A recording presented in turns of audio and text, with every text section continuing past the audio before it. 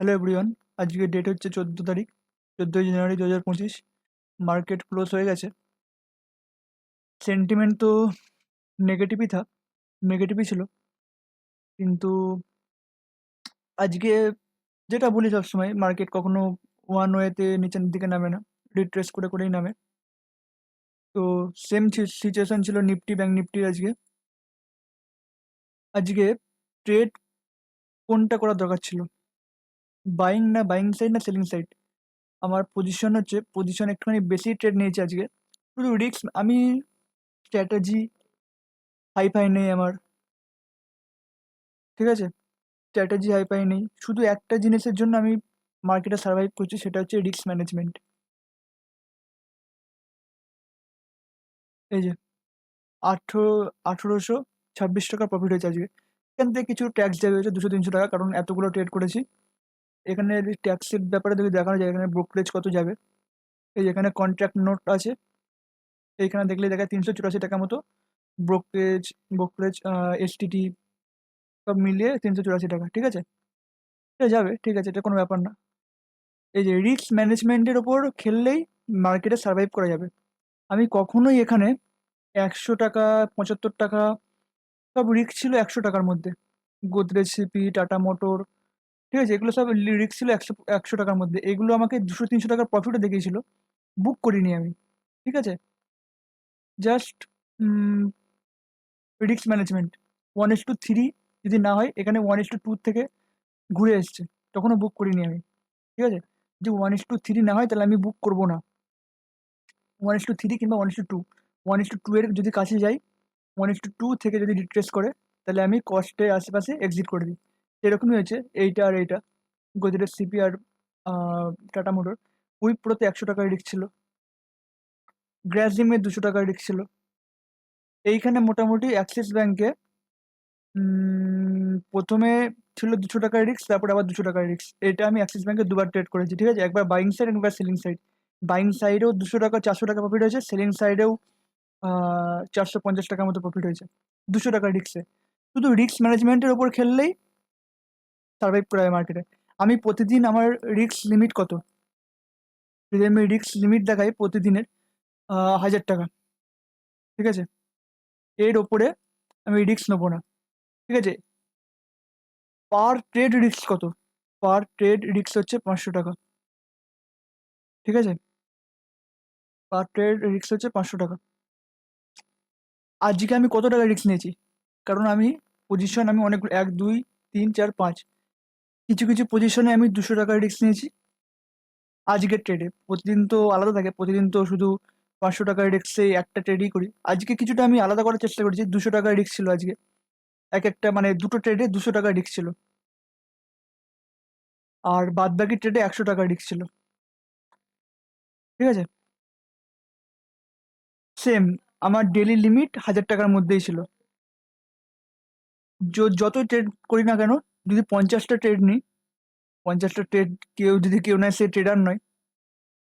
একটা কি দুটো, আমি আজকে বেশি ট্রেড করেছি কারণ কিছুটা স্ক্যাল্পিং করার চেষ্টা করছিলাম, আমি কিছু আলাদা ভাবে কিছু মেথড কিছু টেস্ট করার চেষ্টা করছিলাম, তার জন্য ট্রেড করেছিলাম বেশি আর কি, টেস্টিং এর জন্য, আর কিছু না। যেটা বলছিলাম আর কি, যদি আহ, আমার আজকে রিস্ক ছিল 1000 টাকার মতো, যদি সব ট্রেড মিলাই তাহলে 1000 টাকার মতো রিস্ক ছিল। পজিশন এখানে কেন দেখাচ্ছে না? হ্যাঁ, এই যে 900 টাকায় সব ট্রেড, আমি বলছি এক্ষুনি বলে দিচ্ছি সব ট্রেড কেন কেন নিয়েছি। সেম, এই যে রিস্ক ম্যানেজমেন্টের যেটা বললাম, সেটাই হচ্ছে কত রিস্ক পার ট্রেড, কত লিমিট, কেমন ভাবে এটা ভাগ করা যায়।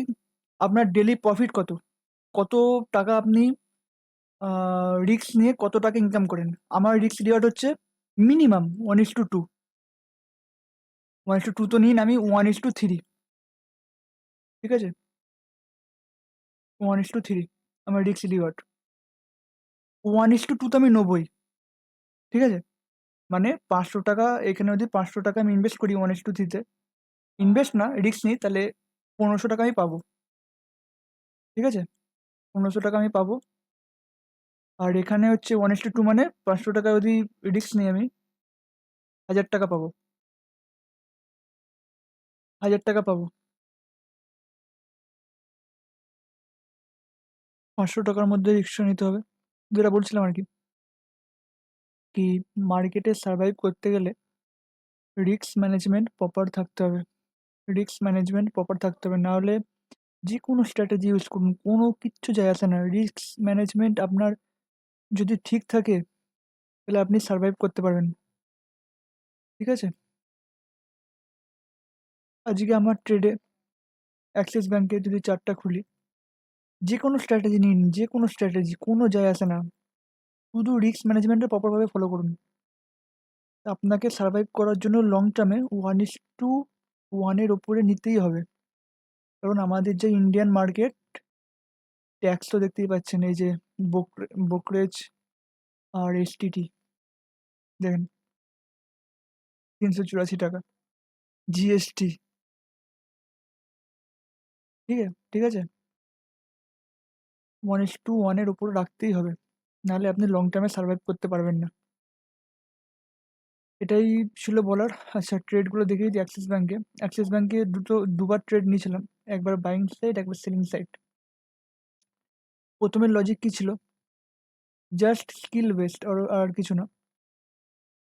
মার্কেট কালকে ব্যাংক নিফটি নিচের দিকে নেমেছে। কালকে বিশাল বড় ফল হয়েছে।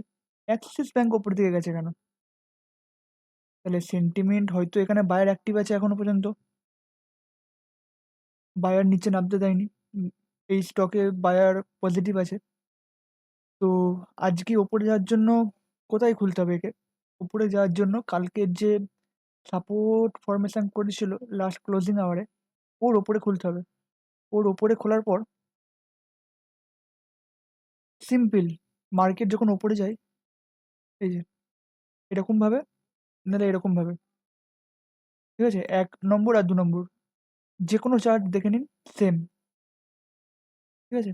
দেখুন আজকে হচ্ছে এই সিম্পটমটা দেখিয়েছে। মার্কেট ওপেন হলো। ওপেন হওয়ার পর একটা ইনসাইড ক্যান্ডেল বানালো। ওর মধ্যে একটা ইনসাইড রেঞ্জের মধ্যে রেঞ্জ বানালো।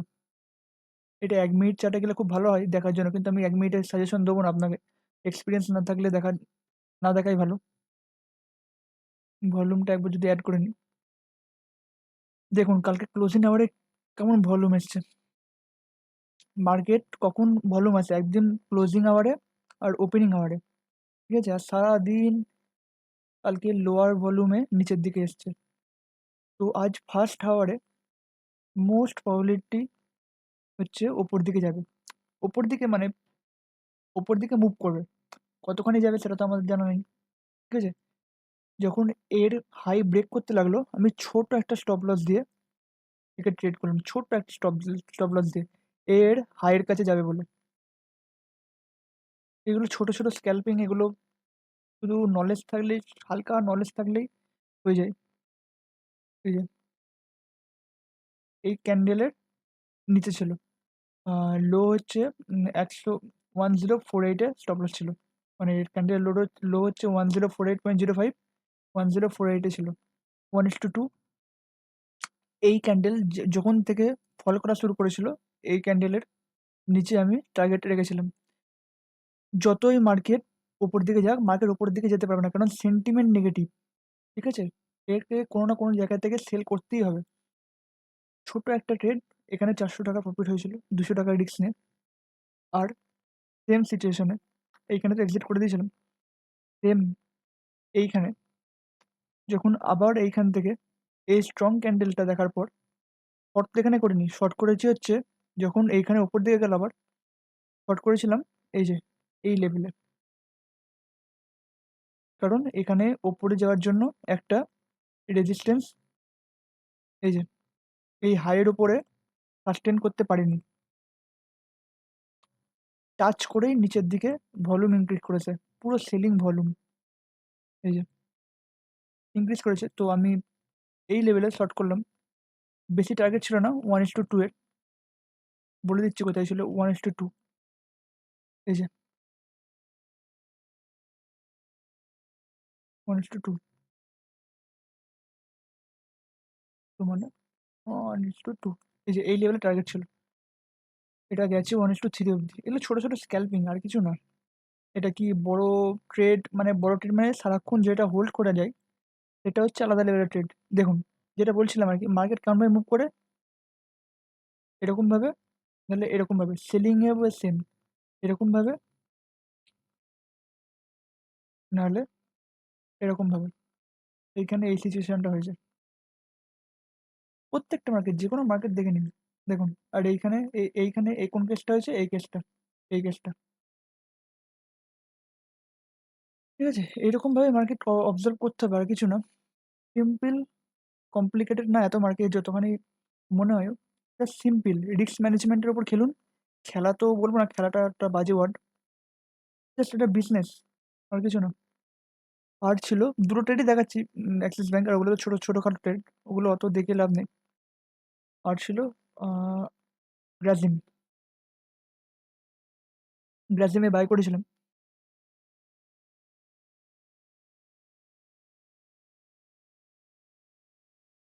গ্রাজিম, গ্রাজিম, গ্রাজিম,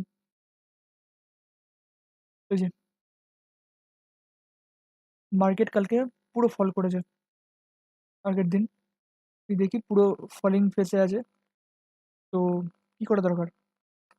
ওপেন হয়ে যদি ওপরে যেতে হয়, তাহলে প্রথমে এর সিমটম দেখাতে হবে কিছু, স্ট্রেংথ দেখাতে হবে। গ্যাপ আপে, আজকে গ্যাপ আপে স্ট্রেংথ, গ্যাপ আপ মানে স্ট্রেংথ ফোকাস করছে এটা। ঠিক আছে?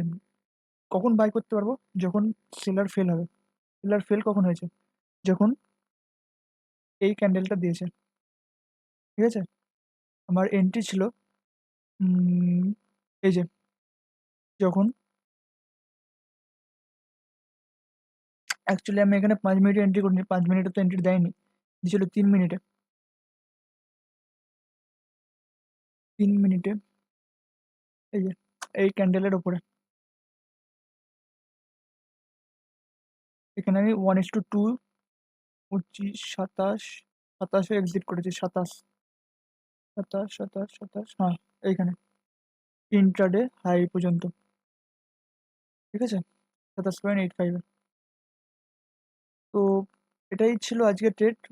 তো সিম্পল, শুধু লজিক দিয়ে কিচ্ছু না। আপনার যদি স্কিল থাকে, আপনি যা খুশি করতে পারেন মার্কেটে।